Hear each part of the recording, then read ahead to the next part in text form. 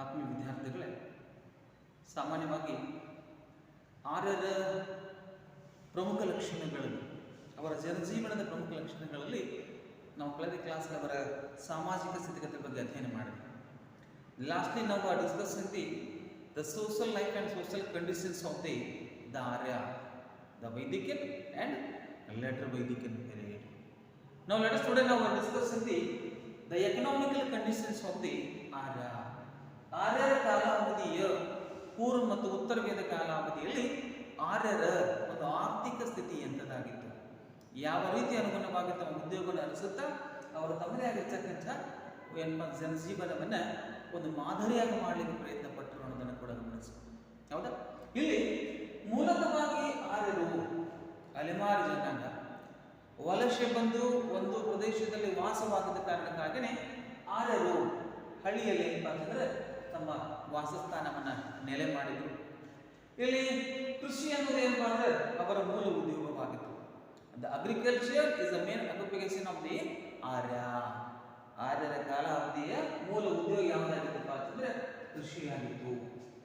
ಅದರೊಂದಿಗೆ ಆ ಕೃಷಿಗೆ ಸಂಬಂಧಪಟ್ಟ ಹಾಗೆ ಅನೇಕ ಪ್ರಾಣಿಗಳನ್ನು ಬಳಸಿ ಪಶುಪಾಲನೆ ಅನ್ನುವುದನ್ನು, ಪ್ರಾಣಿಗಳನ್ನು ಸಾಕಲಿಕ್ಕೆ, ಪ್ರಾಣಿಗಳನ್ನು ಕೃಷಿಗೆ ಬಳಸ್ಕೊಳ್ಳಿಕ್ಕೆ ಕೂಡ ಉಪಯೋಗ ಮಾಡಿಕೊಳ್ಳತಕ್ಕಂಥ ಒಂದು ಬುದ್ಧಿಮಟ್ಟವನ್ನು ಕೂಡ ಇಲ್ಲಿ ಯಾರು ಆರಂಭಿಸಿದ್ರು ಅಂತಂದರೆ ಆರ್ಯರು ಅಂತೇಳಿ. ಹಾಗಾಗಿ ಕೃಷಿ ಮೂಲ ಉದ್ಯೋಗ ಆದರೂ ಸಹಿತ ಪಶುಪಾಲನೆ ಅನ್ನೋದು ಅವರ ಉದ್ಯೋಗ ಜೊತೆಗೆ ಒಂದು ಸಹಾಯಕವಾಗಿರ್ತಕ್ಕಂಥ ವರ್ಷ ಹೊಂದೈತು. ಇನ್ನು ಉಳುಮೆ ಅನ್ನೋದನ್ನು ಭೂಮಿಗೆ ಸಂಬಂಧಪಟ್ಟದ್ದು. ಇದೊಂದು ಪ್ರಶ್ನೆ ಇದೆ, ಕ್ಷೇತ್ರ ಎಂದರೇನು ಅಂತ ಕೇಳ್ತಾರೆ. What is the made by the ಕ್ಷೇತ್ರ ಅಂತ ಹೇಳಿ ನೆನಪಿಟ್ಕೊಳ್ಳಿ. ಉಳುಮೆಯ ಭೂಮಿಯನ್ನ, ಯಾವ ಭೂಮಿ ಉಳುಮೆಗೆ ಒಳಪಟ್ಟಿದೆಯೋ ಅದನ್ನು ಅವ್ರು ಏನು ಕರೀತಾರಪ್ಪ ಅಂತಂದ್ರೆ ಕ್ಷೇತ್ರ ಅಂತ ಹೇಳಿ. ಇದ್ರ ಬಗ್ಗೆ ನೆನಪಿಟ್ಕೊಳ್ಳಿ. ಹೌದಾ? ಇನ್ನು ಇದರೊಂದಿಗೆನೆ ಮರಗೆಲಸವಾಗಲಿ, ಕುಂಬಾರಿಕೆ ಮಾಡುವುದಾಗಲಿ, ಜೊತೆಗೆ ಏನಪ್ಪ ಅಂತಂದ್ರೆ ನೇಕಾರಿಕೆ ಮಾಡುವುದಾಗಲಿ ಕೂಡ ಇವರ ಇತರ ಉದ್ಯೋಗಗಳಾಗಿದ್ದವು. ಒಂದು ಆರ್ಥಿಕ ಮಟ್ಟ ಸುಗಮವಾಗಿ ಜೀವನ ಸಾಗಬೇಕಾದರೆ ಆರ್ಯರು ಕೃಷಿ ಜೊತೆಗೆ ಪಶುಪಾಲನೆ ಜೊತೆಗೆ ಮರಗೆಲಸವನ್ನು ಮಾಡ್ತಿದ್ರು, ಕುಂಬಾರಿಕೆಯನ್ನು ಮಾಡ್ತಾ ಇದ್ರು, ನೇಕಾರಿಕೆಯನ್ನು ಸಹಿತ ಏನು ಅಂದರೆ ಆರ್ಯರು ಮಾಡ್ತಾ ಇದ್ರು. ಅವೆಲ್ಲವೂ ಏನಪ್ಪ ಅಂತಂದರೆ ಅವ್ರು ಮಾಡ್ತಕ್ಕಂಥ ಕೆಲಸ ಕಾರ್ಯಗಳಾಗಿದ್ದು, ಇದರ ಮೇಲೆ ಅವರ ಜೀವನ ಮಟ್ಟ ಏನಪ್ಪ ಅಂದರೆ ನಿರ್ಧಾರವಾಗಿತ್ತು. ಹೌದಾ? ಇನ್ನು ವ್ಯಾಪಾರ, ಆ ಕಾಲಾವಧಿಯಲ್ಲಿ ಬಳಕೆ ವಸ್ತುಗಳು ಸಹಜವಾಗಿಲ್ಲದಿರುವ ಕಾರಣಕ್ಕಾಗಿಯೇ, ಒಂದೇ ಪ್ರದೇಶದಲ್ಲಿ ವಾಸವಾಗಿದ್ದ ಕಾರಣಕ್ಕಾಗಿಯೇ ತಮ್ಮ ಜೀವನಾವಶ್ಯಕ ವಸ್ತುಗಳ ಬಗ್ಗೆ ತಾವೇ ಏನಪ್ಪ ಅಂತಂದರೆ ಅವರು ಅಲೆಮಾರಿ ಮಾಡಿಕೊಂಡು ಅವುಗಳನ್ನು ಕಂಡುಕೊಳ್ತಾ ಇದ್ರು. ಹೀಗಾಗಿ ಆ ವ್ಯಾಪಾರೀಕರಣ ಅನ್ನೋದು ಸ್ವಲ್ಪ ಮಟ್ಟಿಗೆ ಆಗಿದೆ. ಕಾರಣ ಕುಂಬಾರಿಕೆ ಕಡಿಮೆ ಆಗಿದೆ. ಹೌದಾ? ಆಮೇಲೆ ನೇಕಾರಿಕೆ ಮಾಡೋದು, ಇಲ್ಲಿ ಸ್ವಲ್ಪ ಪ್ರಮಾಣದಲ್ಲಿರ್ತಕ್ಕಂಥ ವ್ಯಾಪಾರ ಇದ್ದಿತ್ತು. ಇನ್ನು ಇವರ ಕಾಲಾವಧಿಯಲ್ಲಿ ಅವರು ಜಾನುವಾರುಗಳನ್ನ ತಮ್ಮ ಸಂಪತ್ತೆಂದು ಅವರು ಪರಿಗಣಿಸಿದ್ರು. ಇದು ಕೂಡ ಏನಪ್ಪ ಅಂದ್ರೆ ಸಿಟಿಗೆ ಬಿದ್ದ ಪ್ರಶ್ನೆ. ಆರ್ಯರು ಯಾವುದನ್ನ ಸಂಪತ್ತನ್ನು ತಿಳಿದುಕೊಂಡಿದ್ರು ಅಂತ ಕೇಳ್ತಾರೆ. Which is the important the part of roots of the wealth consideration for the Arya ಅಂತ.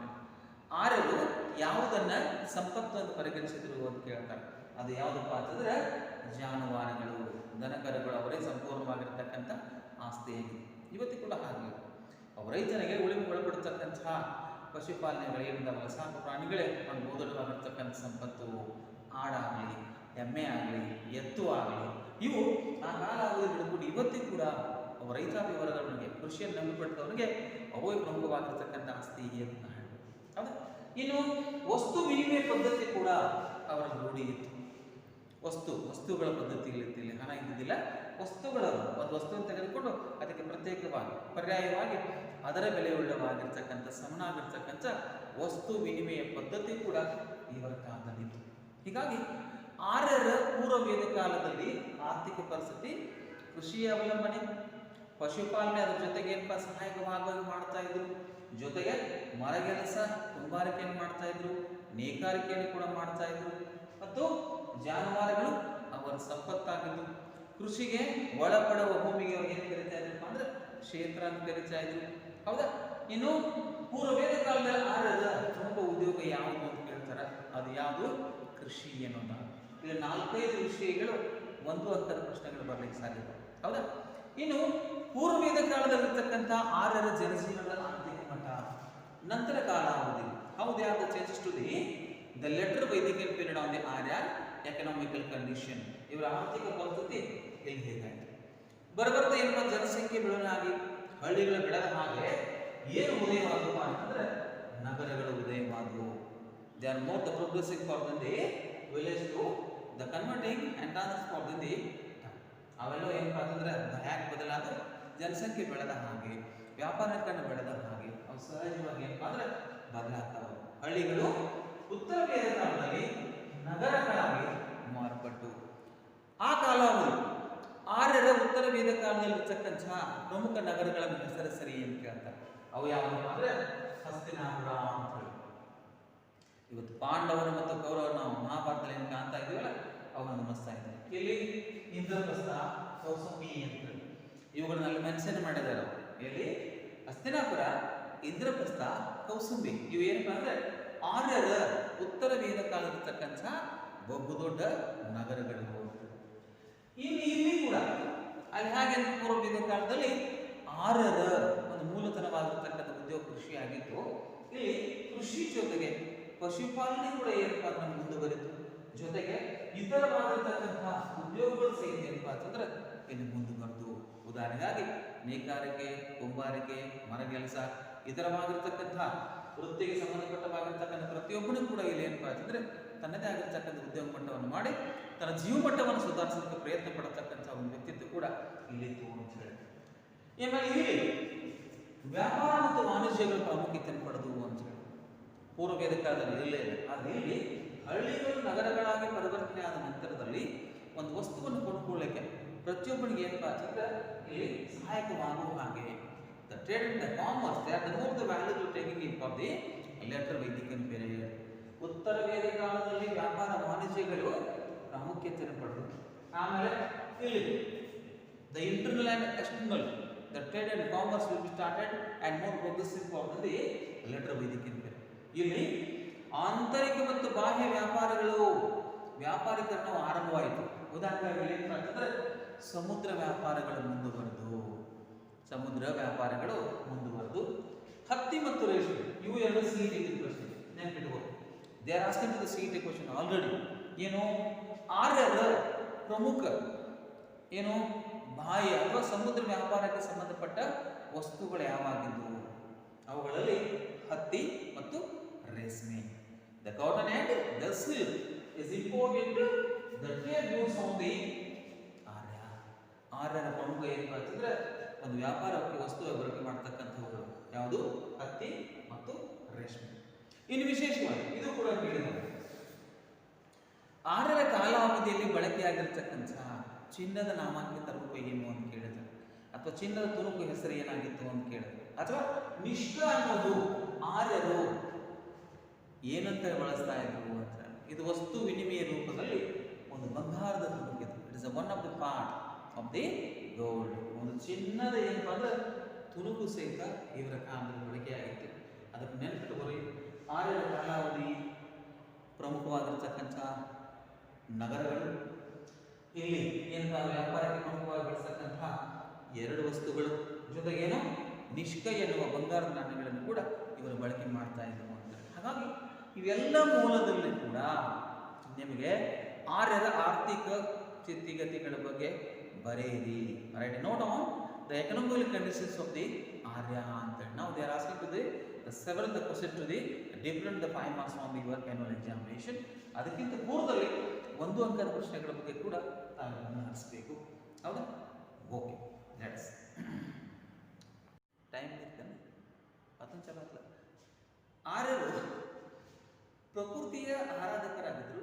ಜೊತೆಗೆ ಅವರು ಏನು ಮಾಡಿದ್ರಪ್ಪ ಅಂದ್ರೆ ದೇವರಲ್ಲಿ ಕೂಡ ನಂಬಿಕೆ. They are believe for the that god also. ಅವರ ಉದಾಹರಣೆಗಾಗಿ ಇಂದ್ರ ಆಗಲಿ, ವಾಯು, ವರುಣ, ಸೋಮ, ಪೃಥ್ವಿ ಅಂತ ಹೇಳಿ ಬಹು ದೇವರ ಆರಾಧನೆ ಕೂಡ ಆರ್ಯರಲ್ಲಿ ಆ ಕಾಲದಲ್ಲಿ ಇತ್ತು. ಹೀಗಾಗಿ ಇಂದ್ರ, ವಾಯು, ಅಗ್ನಿ, ಪೃಥ್ವಿ, ಸೋಮ ಎನ್ನುವ ಜೊತೆಗೇನೆ ಇತರವಾಗಿರ್ತಕ್ಕಂಥ ದೇವಾನುದೇವತೆಗಳು ನಿಸರ್ಗವಾಗಿ ಯಾವ ದೊರೆತವಲ್ಲ ಅವುಗಳನ್ನು ಕೂಡ ಪೂಜೆ ಮಾಡ್ತಾ ಇದ್ದಾರೆ. ಇವತ್ತು ನಮ್ಮಲ್ಲಿದೆ ತುಳಸಿ ಗಿಡವನ್ನು ನಾವು ಪೂಜೆ ಮಾಡ್ತೀವಿ, ಬನ್ನಿ ಗಿಡವನ್ನು ನಾವು ಪೂಜೆ ಮಾಡ್ತೀವಿ. ಹೌದಾ? ಹಾಗಾಗಿ ದೈವಿಕವಾಗಿ ಬಂದಿರತಕ್ಕಂಥ ನಿಸರ್ಗದ ಪ್ರಕೃತಿಯ ಅನ್ವಯ ಆಗಿರ್ತಕ್ಕಂಥ ದೇವಾನುದೇವತೆಗಳಿಂದವಲ್ಲ ಅವು ಆರ್ಯರ ಕಾಲಾವಧಿಯಲ್ಲಿ ಕೂಡ ಇವತ್ತು ನಮ್ಮೊಂದಿಗೆ ಕೂಡ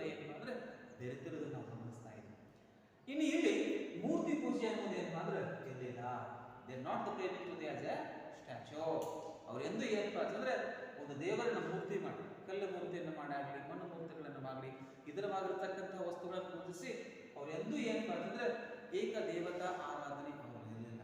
ಕಾರಣ they are only praying for the nature god also. ಹೌದಾ? ಇನ್ನು ಇದರಲ್ಲಿರ್ತಕ್ಕಂಥ ಪೂಜಾ ವಿಧಾನಗಳು, it is very easy to maintain for the day as a praying to worship on the god. ಪೂಜಾ ವಿಧಾನಗಳು ಹೇಗಿದ್ದವು ಅಂತಂದ್ರೆ ಇಲ್ಲಿ ಬಹಳ ಸರಳವಾಗಿದ್ದು. ಇವತ್ತು ನಾವು ಮಾಡ್ತಕ್ಕಂಥ ಪೂಜೆ ಪುರಸ್ಕಾರ ನಿಮ್ಗೆ ಹೋಲಿಸಿದ್ರೆ 16 ಸೋಮವಾರ ವ್ರತ ಅಂತೀವಿ ನಾವು, ಹೌದಾ? ಸತ್ಯನಾರಾಯಣ ಪೂಜಾ ಅಂತೀವಿ ನಾವು. ಸಾಕಷ್ಟು ಪೂಜೆ ಪರಂಪರೆಗಳು ಇವತ್ತು ನಾವು ನೋಡದೆ ಆದರೆ ಬಹುದೊಡ್ಡ ಆಡಂಬರ ರೂಪದಲ್ಲಿ ಮಾಡಿದ್ರೇ ನಮ್ಮ ಮನಸ್ಸಿಗೆ ನೆಮ್ಮದಿ ಅಂತಕ್ಕಂಥ ಪರಿಕಲ್ಪನೆಗಳು ಕೂಡ ನಮ್ಮೊಂದಿಗಿದೆ.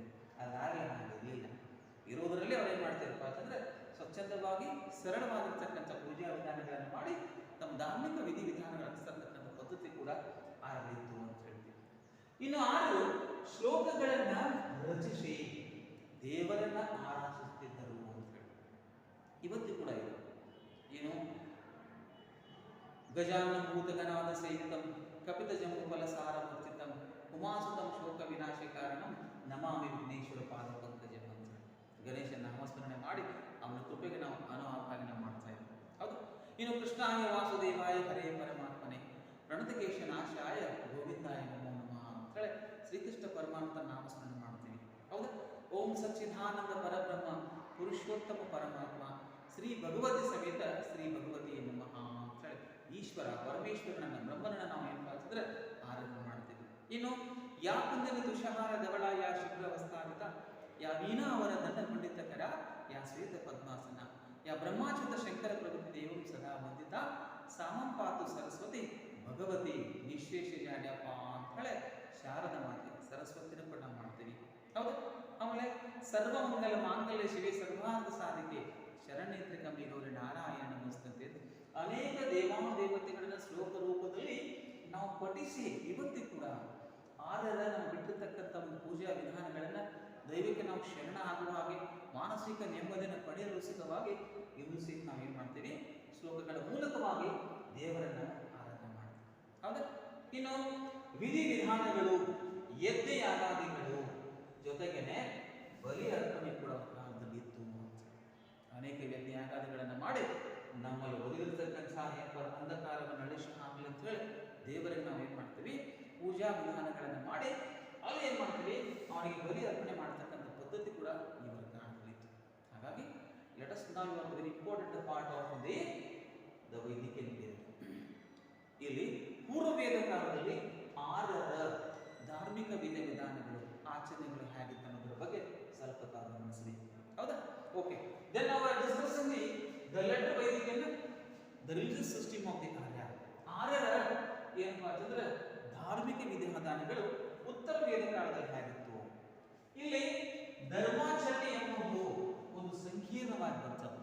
It's one of the smaller to the attaching force of the restriction. ಒಂದು ಬಹುದೊಡ್ಡವಾಗಿರ್ತಕ್ಕಂಥ ನಿಯಮಗಳಿಗೆ ಅನುಗುಣವಾಗಿ ಸಂಕೀರ್ಣವಾಗಿ ಏನಪ್ಪಾ ಅಂತ ಹೇಳ್ತಾ ಬಂತು. ಅದು ಅಷ್ಟೇ ಏನಪ್ಪಾ ಅಂತಂದ್ರೆ ಕಠಿಣವಾಗಿ ಕೂಡ ಮುಂದುವರಿಯಿತು. It is continues for the very difficulty how they are worship on the god ಅಂತ. ದೇವರ ನಾಮಸ್ಮರಣೆ ಮಾಡಬೇಕಾದ್ರೆ ದೇವರಿಗೆ ಪೂಜೆ ಪುರಸ್ಕಾರ ಮಾಡಬೇಕು ಅನ್ನೋದು ಕೂಡ ಇಲ್ಲಿ ಏನಪ್ಪಾ ಅಂದ್ರೆ ಬಹಳ ಕಠಿಣವಾಯಿತು ಅಂತ ಹೇಳಿ. ಆಮೇಲೆ ಇಲ್ಲಿ ದೇವತೆಗಳ ಸಂಖ್ಯೆ ಬಹು ಹೆಚ್ಚಾಯಿತು. They increase the the several name of the god ಅಂತ ಹೇಳಿ ಹಲವಾರು ದೇವತೆಗಳನ್ನ ನೆನೆಸ್ತಕ್ಕಂಥ ಒಂದು ಪದ್ಧತಿ ಕೂಡ ಇಲ್ಲಿ ಹೆಚ್ಚಾಯಿತು. ಹೌದು. ಆಮೇಲೆ ದೇವರಿಗೆ ಅನೇಕ ದೇವತೆಗಳಿಗೆ ಅವ್ರು ಏನ್ ಮಾಡಿದ್ರಪ್ಪ ಅಂತಂದ್ರೆ ವಿವಿಧ ಆಕಾರಗಳನ್ನು ಕೊಟ್ಟರು, ವಿವಿಧ ಗುಣಗಳನ್ನು ಕೂಡ ಇಲ್ಲಿ ಏನಪ್ಪ ಅಂತಂದ್ರೆ ಉತ್ತರ ವೇದ ಕಾಲದ ಆಡಲು ದೇವಾನು ದೇವತೆಗಳು ಪೂಜೆ ಮಾಡತಕ್ಕಂಥ ಪದ್ಧತಿ ಇಲ್ಲಿ ಬದಲಾದವು ಅಂತ ಹೇಳ್ತೀವಿ. ಆಮೇಲೆ ಮೂರ್ತಿ ಪೂಜೆ ಅನ್ನೋದು ಅಸ್ತಿತ್ವಕ್ಕೆ ಬಂದಿತ್ತು. ನೆನಪಿಟ್ಟುಕೊರಿ, ಪೂರ್ವ ವೇದ ಕಾಲದಲ್ಲಿ 6 ಮೂರ್ತಿ ಪೂಜೆ ಇರಲಿಲ್ಲ. ನಂತರ ವೇದ ಕಾಲದಲ್ಲಿ 6 ಮೂರ್ತಿ ಪೂಜೆ ಅನ್ನೋದು ಏನಪ್ಪಾ ಅಂದ್ರೆ ಅಸ್ತಿತ್ವಕ್ಕೆ ಬಂತು. ನಾವು they are paying to worship of the god statue. ಇಲ್ಲಿ ಹೊಸ ದೇವರುಗಳು ಕೂಡ ಉದಯವಾದವು. ಇವತ್ತು ಸಾಕಷ್ಟು ದೇವರುಗಳು ಮಂಡೇ ಹಿಡ್ಕೊಂಡು ನಾವು ಸ್ಯಾಟರ್ಡೆ ಸಂಡೇ ಸಹಿತ ಏನಪ್ಪ ಅಂದ್ರೆ ನಾವು ಬಿಡೋದಿಲ್ಲ. ಎಲ್ಲ ದೇವಾನು ದೇವತೆಗಳನ್ನು ಕೂಡ ನಾವು ಆಚರಣೆ ಮಾಡ್ತೇವೆ. ಎಲ್ಲರೂ ಪ್ರತಿಯೊಂದು ರೀತಿಯಲ್ಲಿ ಕೂಡ ಅವ್ರು ಏನೇ ಹೇಳಿ. ಹೌದಾ? ಹಾಗಾಗಿ ದೈವತ್ವಕ್ಕೆ ಶರಣಾಗಬೇಕು ಬೇಕಾದ್ರೆ ನಂಬಿಕೆಯನ್ನು ಉಳಿಸಿಕೊಳ್ಳಲು ಸಿದ್ಧವಾಗಿ ತಮ್ಮ ಮನಃಶಾಂತಿಗೋಸ್ಕರವಾಗಿ ಸಹಿತ ಅವರು ಏನ್ ಮಾಡ್ತಿದ್ರು ಅಂದ್ರೆ ಬಹು ದೇವತಾ ಆರಾಧಕರಾಗಿ ಕೂಡ ಇಲ್ಲಿ ಆರಾಧನೆ ಮುಂದುವರೆದರು. ಇಲ್ಲಿ ಬ್ರಹ್ಮ ಆಗಲಿ, ವಿಷ್ಣು ಅಂತ ಹೇಳಿ, ಮಹೇಶ್ವರ ಅಂತ ಹೇಳಿ, ಗಣೇಶ ಅಂತ ಹೇಳಿ, ಕಾಳಿ, ಲಕ್ಷ್ಮಿ, ದುರ್ಗಾ ಮಾತೆ, ಅಲ್ಲಿ ಪ್ರಕೃತಿ ದೇವತೆಗಳಾಗಿರ್ತಕ್ಕಂಥ ಅಗ್ನಿ, ವಾಯು, ವರುಣ, ಪೃಥ್ವಿ, ಸೋಮವಾದ್ರೆ ಇಲ್ಲಿ ದೈವಿದತ್ತವಾಗಿ ಯಾವಾಗ ಮೂರ್ತಿ ಪೂಜೆ ಅನ್ನೋದು ಬಂತೋ ಅವಾಗ ಏನಪ್ಪಾ ಅಂದ್ರೆ ಬ್ರಹ್ಮ ವಿಷ್ಣು ಮಹೇಶ್ವರ ಜೊತೆಗೇನೆ ಗಣೇಶ, ಕಾಳಿ, ಲಕ್ಷ್ಮಿ, ದುರ್ಗೆ ಅಂತ ಅನೇಕ ದೇವಾನು ದೇವತೆಗಳನ್ನು ಪೂಜೆ ಮಾಡಿಕೊಳ್ತಕ್ಕಂಥ ಪದ್ಧತಿ ಕೂಡ ಇಲ್ಲಿ ಮುಂದುವರಿತು ಅಂತ ಹೇಳಿ. ಏನು ಇಲ್ಲಿ ಆಕಳು ಪವಿತ್ರವಾಗಿ ಪರಿಗಣಿಸಲ್ಪಟ್ಟರು. ಇವತ್ತು ಕೂಡ ಆಕಳನ್ನು ಸಹಿತ ನಾವು ಮನೆ ಗೃಹ ಪ್ರವೇಶ ಮಾಡುವ ಸಂದರ್ಭದಲ್ಲಾಗಲಿ ಧಾರ್ಮಿಕ ವಿಧಿವಿಧಾನಗಳನ್ನು ಮಾಡಬೇಕಾದ್ರೆ ಅದನ್ನು ಒಳಗೆ ಕರ್ಕೊಂಡು ಅದನ್ನು ಪೂಜೆ ಮಾಡಿ ಅದಕ್ಕೆ ಏನು ಅನ್ನ ದಾಸೋಹವನ್ನು ಮಾಡಿ ನಾವು ಕಳಿಸ್ತಕ್ಕಂಥ ಪದ್ಧತಿ ಇವತ್ತು ಕೂಡ ಇದೆ. ಹಾಗಾಗಿ ನಮ್ಮ ಆರ್ಯರು ಬಿಟ್ಟಿರ್ತಕ್ಕಂಥ ಈ ಪವಿತ್ರವಾಗಿರ್ತಕ್ಕಂಥ ಆಕಳ ಪ್ರಾಣಿಯನ್ನು ಸಹಿತ ಅವರು ಕಾಪಾಡಿಕೊಂಡು ಬಂದಿದ್ರು. ಅದರ ಹತ್ಯೆಯನ್ನು ಸಂಪೂರ್ಣ ಅವರು ಏನು ಮಾಡಬೇಕು ಅಂತಂದ್ರೆ ನಿಷೇಧಿಸಿದಾಗಿತ್ತು. They are total restriction to murder for the cow because of their interest in worship on the as a god. ಅವ್ರ ನಂಬಿಕೆ ಹಾಗಿತ್ತು ಅಂತ ಹೇಳ್ಬೋದು. ಇನ್ನು ವಿಧಿ ವಿಧಾನಗಳಾಗಲಿ, ಪೂಜಾ ವಿಧಾನಗಳಾಗಲಿ, ಮಂತ್ರ ಬಳಕೆಯಾಗಲಿ ಇವೆಲ್ಲವೂ ಏನಪ್ಪಾ ಅಂದ್ರೆ ಸಂಕೀರ್ಣವಾಗಿ ಯಾವುದೇ ಒಂದು ದೇವರನ್ನ ಪೂಜೆ ಮಾಡಬೇಕಾದ್ರೆ ಯಜ್ಞ ಯಾಗಾದಿಗಳನ್ನು ಮಾಡಬೇಕಾದ್ರೆ ಆ ಮಂತ್ರಗಳನ್ನ ಅಷ್ಟೇ ಅದೇನಂದ್ರೆ ಪಠಿಸಬೇಕು ಅನ್ನೋದು ಸಹಿತ ಇದೆ ಅಂದ್ರೆ ಸೀಮಿತವಾಯಿತು. ಇನ್ನು ವೈದಿಕ ಧರ್ಮದ ಆಚರಣೆಗಳು ಇಲ್ಲಿ ದುಬಾರಿಗಳಾದವು. They are more restricted to the tradition of the celebration to be as a religious. ಯಾವುದೇ ಒಂದು ದೇವರ ಪೂಜೆ ಮಾಡಬೇಕಾದ್ರೆ ಇವತ್ತು ಈಸಿ ಅಲ್ಲ. ಸುಮ್ಮನೆ ಹೋಗಿ ನಮಸ್ಕಾರ ಬರ್ತಿರ್ತ ಸಾಧ್ಯನೇ ಇಲ್ಲ. ಹಂಗೆ ಹೋಗಿದ್ರೆ ಒಂದು ಟೈನಿಗೆ ತಗೊಂಡಿರಲಿಲ್ಲ, ದಕ್ಷಿಣಾರ ಹಾಕಲಿಲ್ಲ, ಎಣ್ಣೆಯಾರ ಹಾಕಲಿಲ್ಲ, ಕಡೆಗೆ ಏನೂ ಹಾಕ್ಲಿಕ್ಕೆ ಸಹಿತ ಇತ್ತು ಅಂದ್ರೆ ನಾವು ಹಾಗೆ ಬರ್ಲಿಕ್ಕೆ ಸಾಧ್ಯನೇ ಇಲ್ಲ. ಹೊರಗೆ ಬಂದಿರ್ತಕ್ಕಂಥ ಅನೇಕ ಭಿಕ್ಷುಕರಿಗಾದರೂ ಸಹಿತ ನಾವು ಏನೋ ಇರಲೇಬೇಕಾಗುತ್ತೆ. ಇಂತಹ ಒಂದು ಪದ್ಧತಿ ಇದು ದೈವತ್ವಕ್ಕೆ ನಾವು ಶರಣ ಆಗುವಾಗಿ ಮಾಡಿದ್ದೀವಿ. ನಾವು ಮಾಡಿರ್ತಕ್ಕಂಥ ರೂಢಿ ಸಂಪ್ರದಾಯ ಇದೆ. ಯಾವ ದೇವರು ಕೂಡ ನಮ್ಮಲ್ಲಿ ಏನು ಬಯಸಿಲ್ಲ. ಹೌದಾ? ನಾವು ಬಯಸ್ತೀವಿ. ಇವತ್ತು ನಮ್ಮ ಸೂರ್ಯಾಯ, ಚಂದ್ರಾಯ, ಮಂಗಳಾಯ, ಬುಧ, ಗುರು, ಶುಕ್ರ, ಶನಿ, ರಾಹು, ಕೇತು ನಮೋ ನಮಃ. ಇಡೀ ಜಗತ್ತಿಗೆ ಏನಪ್ಪ ಅಂತಂದ್ರೆ ಬೆಳಕಾಗಿರ್ತಕ್ಕಂಥ ಓ ಸೂರ್ಯನೇ, ನೀ ನಮ್ಮನ್ನ ಜೊತೆಗೆ ಇಡೀ ದೈವವನ್ನು ಕಾಪಾಡಪ್ಪ, ಇಡೀ ಜಗತ್ತು ನಮ್ಮೊಂದಿಗೆ ಕಾಪಾಡುವಂತ ಬೇಡ್ಕೊತೀವಿ. ಹೌದಾ? ಆದ್ರೆ ಆ ದೇವರು ನಮ್ಮನ್ನು ಏನು ಬಯಸಂಗಿಲ್ಲ. ನಾವೇ ಏನಪ್ಪ ಅಂದ್ರೆ ದೇವರಿಗೆ ಆಶೆಯನ್ನು ಹುಟ್ಟಿಸಿ ನಮ್ಮ ಆಶಾಕಾಂಕ್ಷ ತೀರಿಸಲು ಸುಖವಾಗಿ, ನಮ್ಮ ಮನಃಶಾಂತಿ ಹೆಚ್ಚಿಸಿಕೊಳ್ಳಲು ಸುಖವಾಗಿ ನಾವು ಮಾಡಿಕೊಳ್ತಕ್ಕಂಥ ಆಚರಣೆಗಳು ಇವತ್ತು ದೈವತ್ವ ಹೆಸರಲ್ಲಿ ಏನಪ್ಪ ಅಂದ್ರೆ ವಿನಾಕಾರಣ ಅಪಭ್ರಂಶಿ ಕಾರಣ ಮಾಡುವುದು ಕೂಡ ನಾವು ಗಮನಿಸ್ತೀವಿ. ಹೌದಾ? ಇನ್ನಿಲ್ಲಿ ವರ್ಣಗಳು, ಆಶ್ರಮಗಳಾಗಲಿ, ಪುರುಷಾರ್ಥಗಳು ನೆನಪಿಡುವುದು. ವರ್ಣಗಳಂದ್ರೆ ಬ್ರಾಹ್ಮಣ, ಕ್ಷತ್ರಿಯ, ವೈಶ್ಯ, ಶೂದ್ರ. ಹೌದಾ? ಇನ್ನು ಆಶ್ರಮಗಳು ಅಂತ ಹೇಳಿ ನಾವು ಹೇಳ್ತೀವಿ ಬ್ರಹ್ಮಚರ್ಯ, ಗೃಹಸ್ಥಾಶ್ರಮ, ವಾನಪ್ರಸ್ಥ, ಆಮೇಲೆ ಸನ್ಯಾಸಿ ಅಂತ. ಅವು ನಾಲ್ಕ, ಇವು ನಾಲ್ಕು. ಇನ್ನು ಪುರುಷಾರ್ಥಗಳು ಯಾವ ಅಂತ ಹೇಳ್ತಾರೆ. ಪುರುಷಾರ್ಥಗಳು ಹೌದಾ? ಧರ್ಮ, ಅರ್ಥ, ಕಾಮ, ಮೋಕ್ಷ ಅಂತ ಹೇಳಿ ನೆನ್ಪಿಟ್ಕೊರಿ. ಧರ್ಮ, ಅರ್ಥ, ಕಾಮ, ಮೋಕ್ಷ. ಈ ನಾಲ್ವರ ಬಗ್ಗೆ ಕೂಡ ನಾವು ಏನು ಆಸಕ್ತಿ ತುಂಬ ಅಷ್ಟು ಎರಡು ವರ್ಣಗಳ ಹೆಸರೆಸರನ್ನು ಕೂಡ ಕೇಳ್ತಾರೆ. ಎರಡು ಆಶ್ರಮಗಳು ಯಾವ ಅಂತ ಕೂಡ ಕೇಳಬಹುದು. ಪುರುಷಾರ್ಥಗಳನ್ನ ಬರೆಯಿರಿ ಅಂತ ಕೂಡ ಕೇಳಬಹುದು. ಹೌದಾ? ಈ ವರ್ಣ, ಆಶ್ರಮ, ಪುರುಷಾರ್ಥಗಳು ವೈದಿಕ ಧರ್ಮದ ಆಧಾರದ ಅವಿಭಾಜ್ಯವಾಗಿರ್ತಕ್ಕಂಥ ಅಂಗಗಳು. It is one of the great part of the ವೈದಿಕ ಕಲ್ಚರ್ ಆಫ್ ದಿ ರಿಲಿಜಿಯಸ್ ಅಂತ. ಇನ್ನು ಹುಟ್ಟು ಸಾವು ಜೊತೆಗೆ ಪುನರ್ಜನ್ಮದಲ್ಲಿ ಏನಪ್ಪಾ ಅಂತಂದ್ರೆ ಅವರಿಗೆ ಸಂಪೂರ್ಣವಾಗಿರ್ತಕ್ಕಂಥ ನಂಬಿಕೆ ಇತ್ತು. They are not the believes for the rebirth, death and the birth ಆಗಲಿ, ಜೊತೆಗೆ ಅವ್ರು ನಡ್ತಕ್ಕಂಥ ರಿಬರ್ತ್, ಹುಟ್ಟು ಸಾವು ಪುನರ್ಜನ್ಮದಲ್ಲಿ ಕೂಡ ಅವ್ರಿಗೆ ಏನಪ್ಪಾ ಅಂತಂದ್ರೆ ಬಹುದೊಡ್ಡವಾಗಿರ್ತಕ್ಕಂಥ ನಂಬಿಕೆಯಾಗಿತ್ತು. ಆತ್ಮದ ಉದ್ದೇಶ, ದೈವದತ್ತವಾಗಿ ಮನುಷ್ಯನಿಗೆ ಬಂದಿರತಕ್ಕಂಥ ಒಂದು ಆತ್ಮದ ಉದ್ದೇಶ ಏನಪ್ಪಾ ಅಂತಂದ್ರೆ ದೇವರಲ್ಲಿ ಶರಣಾಗುವುದು.